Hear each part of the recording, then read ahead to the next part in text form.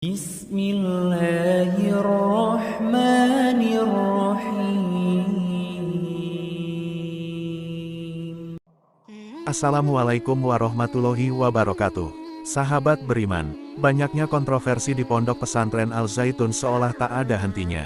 Pondok pesantren yang berdiri pada Agustus tahun 1996 ini, belakangan menuai sorotan dan kontroversi dari kalangan masyarakat hingga para ulama.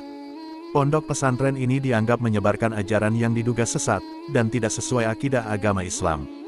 Berbagai pernyataan Panji Gumilang sang pendiri Pondok Pesantren Al-Zaitun, juga menimbulkan reaksi dari kalangan umat muslim. Melalui tindakan dan ucapannya, pria kelahiran Kabupaten Gresik itu seringkali menimbulkan kontroversi yang viral di masyarakat. Namun saat ini, satu persatu fakta baru tentang Pondok Pesantren Al-Zaitun mulai terungkap ke publik. Banyak dari mantan santrinya kini tak takut lagi dengan Panji Gumilang. Mereka secara belak-belakan mengungkap keanehan yang terjadi di pondok pesantren tersebut. Dilansir dari program Catatan Demokrasi TV One, mantan wali santri Pondok Pesantren Al-Zaitun bernama Leni Siregar membongkar kebobrokan di bawah pimpinan Panji Gumilang. Mantan orang dalam Pondok Pesantren Al-Zaitun itu mengungkapkan bahwa Panji Gumilang adalah sosok imam dari negara Islam Indonesia. Leni Siregar juga menyampaikan, hingga kini para pengikut Panji Gumilang masih patuh dan tunduk dengan ajarannya. Leni menyimpulkan, bahwa penghuni Pondok Pesantren Al-Zaitun jarang melaksanakan sholat, sehingga alat ibadah tidak diurus dengan baik. Berikut pernyataan lengkap Leni Siregar dalam program Catatan Demokrasi TV One. Saya membenarkan kalau dibilang nyeleneh. Kenapa? Untuk mengawalinya ya, saya bukan sebagai ex-wali santri saja.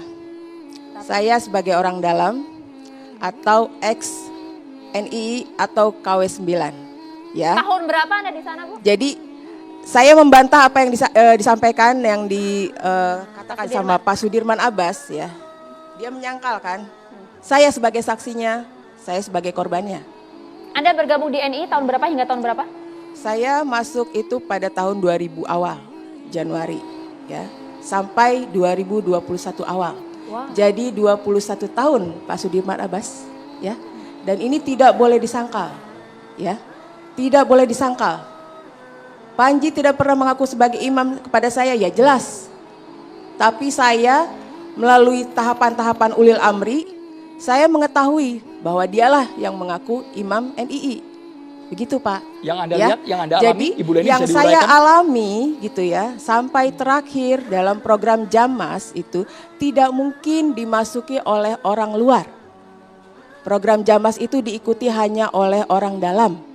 Karena melalui koordinator-koordinator ya. Dari koordinator-koordinator itu terdata, lalu juga dipanggil melalui undangan-undangan yang langsung datang dari pusat, dari fungsional. Ya, mau bagaimana lagi disanggahnya? Karena yang ikut dalam undangan Jamas itu semuanya orang dalam, Pak. Semuanya orang NII atau KW9 ya. Sekarang kalau misalnya Panji mengatakan tahun 62 itu sudah berakhir, ya mungkin sekarang berdalih begitu karena dia di media berbicaranya gitu.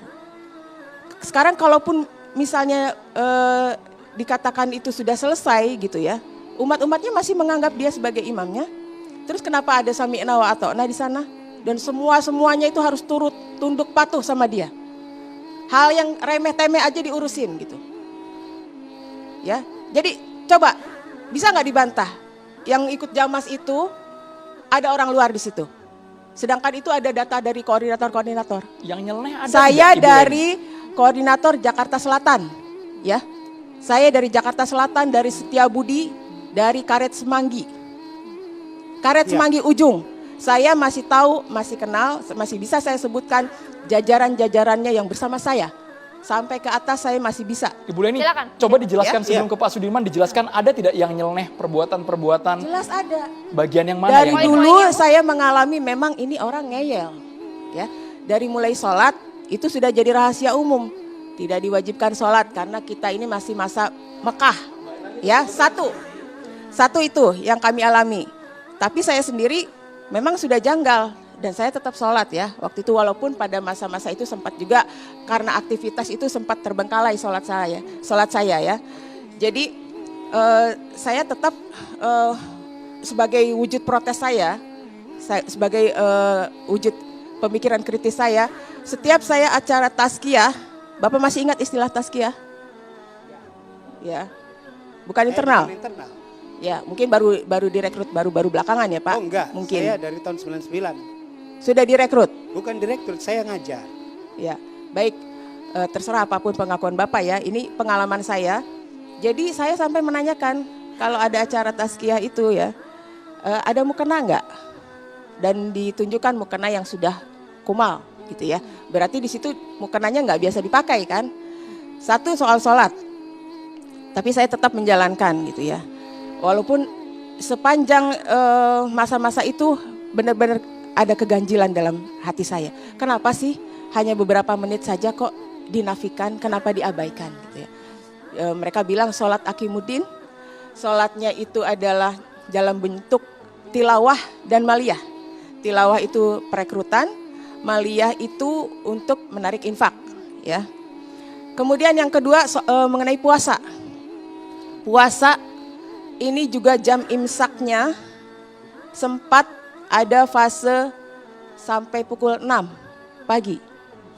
Ya, sampai jam 6 pagi itu saya juga rancu di sini. Tapi selalu disampaikan ayat-ayat ketika saya bertanya kenapa sampai. Ini berlaku untuk semua santri yang ada di Al Zaitun? Bukan Atau hanya santri, NII saja? ini berbicara tentang orang dalam, orang NII ya. Ya. Jadi saya bertanya juga, tapi selalu dikasih dalil-dalilnya, ayat-ayatnya, sampai terlihat benang putih di antara benang hitam begitu ya, ada ayatnya ya Ustadz. Nah seperti itu. Ya, tapi penafsirannya sampai jam 6 pagi di sana, sempat ada fase itu gitu ya. Tapi kalau soal puasa, sepengetahuan saya, pengalaman saya itu semua kami puasa. Gitu ya, sampai yang terakhir juga puasa itu Syawal tetap diwajibkan gitu ya. Oke, Nah, hal nyeleneh 19, mengenai 19. sholat dan juga puasa tadi Anda rasakan dan ini khusus untuk para jamaah NII. Tapi anak Anda, ada 2 orang anak Anda yang juga nyantri di Ponpes Al Zaitun. Apa pengakuan mereka? Ada hal aneh juga tidak yang diajarkan kepada anak Anda? Azan yang tidak pernah didengarkan di luar selama mereka hidup di luar gitu ya, tidak pernah mendengar lafal azan seperti itu. Dan di sana mereka sempat agak aneh juga gitu ya. Walaupun akhirnya anak yang pertama itu ya terbawa juga mungkin pernah Bilal atau siapa mungkin azan seperti itu gitu ya. Tapi memang yang nyeleneh-nyeleneh ini kenapa saya tidak bisa pungkiri, memang sudah dari dulu begitu gitu. Karena yang disebutkan sama Ustadz tadi psikologisnya adalah NII. Azan yang seperti apa sih Bu? Azannya tuh ya tidak bernada seperti di luar gitu. Lurus gitu, datar gitu. Tambahin 20. Dan sangat keras gitu ya Ada 20 dilafalkannya lagi. itu seperti ini ya seperti mau marah gitu Oke, ya. kemudian Selain sholat juga yang lain-lain itu masih ada beberapa. Anda bilang ada penindasan di dalam Ponpes Al Zaitun. Maksud Anda apa Ibu Zani? Penindasan karena kita ini untuk hal-hal yang dasar saja ya, kebutuhan dasar makan gitu ya. Di sana kok sulit sekali ya kami untuk bisa berkontribusi segi pemikiran gitu. Saya pernah mengusulkan untuk menghadirkan kantin kecil lah untuk di gedung pembelajaran gitu ya. Karena anak-anak dalam masa pertumbuhan itu kan banyak makannya ya. Jadi sempat saya menghimpun suara di kelasnya anak saya yang laki-laki waktu itu untuk mengambil kesepakatan agar kuat gitu. Usulan saya ini mengadakan kantin di gedung pembelajaran. Tapi itu mental. Tidak diterima padahal itu parah tidak ya sempat Artinya ya kesejahteraan yang lapar. digembor-gemborkan Panji itu bohong. Ya sempat ya begitu kondisinya. Tapi seperti Jadi Ibu Leni, kami ingin tahu apakah ada hal fatal, kalau tadi kan itu bisa didiskusikan, mungkin ada ruang musyawarah yang ditutup rapat. Kalau untuk hal yang paling fatal yang Ibu Leni alami, yang anak-anak Ibu alami, apa Ibu? Yang menurut Ibu ini sudah menyalahi aturan agama, tidak sesuai dengan Al-Quran dan hadis? terhadap anak-anak saya ya, Ya. juga anak-anak yang lain. Ya, waktu mulai makan roti gandum itu, waktu masa-masa pandemi COVID itu diberlakukan lockdown di sana, kami para orang tua akhirnya mengalami fase tidak bisa mengirim makanan ke sana. Tapi di sana pun asupan makanan itu tidak terpenuhi dengan baik juga. Ya, anak-anak sering lapar, anak-anak menjadi susah untuk pergi ke kantin. Kalau ke kantin itu harus ada yang mewakili, izinnya setengah mati gitu ya. Padahal di kantin tersedia makanan banyak gitu, tapi Dampaknya sangat sulit untuk bisa pergi ke kantin. Jadi Dampak pada keluar kesehatan dari anak-anak asrama itu sangat sulit izinnya. Harus ada perwakilan gitu. Sedangkan perwakilan aja tidak membawa makanan yang sebanyak dibutuhkan oleh anak-anak di asrama atau teman-temannya sekamar misalnya kayak gitu ya. Anda sempat memeriksakan kesehatan anak Anda pada saat itu? Sempat memeriksakan dan sempat dikatakan kurang gizi ya. Wow. Saya cek waktu Oleh dokter gizi? dokter dong, ya dokter ahli gizi. Saya ada saya bawa juga di sini. Sempat juga saya sebutkan di orasi itu kan keterlambatan menstruasi untuk Ya. anak yang kedua. Ibu Leni, Bisa sebentar. Kalau memang sambil ditunjukkan ke kamera Ibu, sambil ditunjukkan, minta tolong Maria. Mungkin kalau ada hal-hal yang dianggap tidak sepaham dengan hati nurani Ibu, sangat mengganjal dan apalagi sudah menyengsarakan putra-putri Ibu. Kenapa Ibu tidak langsung tarik anak-anak Ibu keluar dari Ponpes Al Zaitun? Tidak usah nyantri di sana Ibu.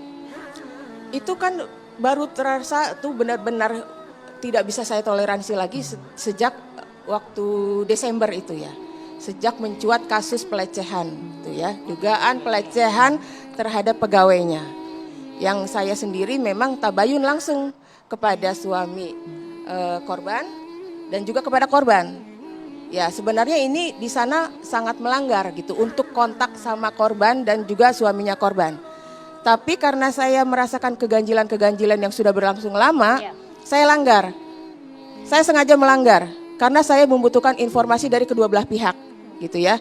Kalau di sebelah sini begini informasinya, saya cross check lagi kepada korban dan juga kepada suami korban saat itu. Dan didapat banyak informasi dan juga bukti-bukti bahwa benar kalau dibilang ada pelecehan itu memang betul. Itu yang saya simpulkan dari bukti-bukti yang beredar. Ada bukti yang Anda terima ya? Ada, karena memang saya dipercayakan untuk memegang bukti itu. Pelakunya siapa Ibu? Almarhum Pak Ruki Al-Basri itu adalah suaminya korban, gitu ya. Jadi saya sempat tahu. Pelaku Pelakuan pelecehannya? pelecehan seksualnya siapa yang Ya, Ibu TV maksud? One sudah pernah mendatanginya. Semoga video ini bermanfaat bagi kita semua dan menambah tingkat keimanan kita kepada Allah Subhanahu wa Ta'ala. Wassalamualaikum warahmatullahi wabarakatuh.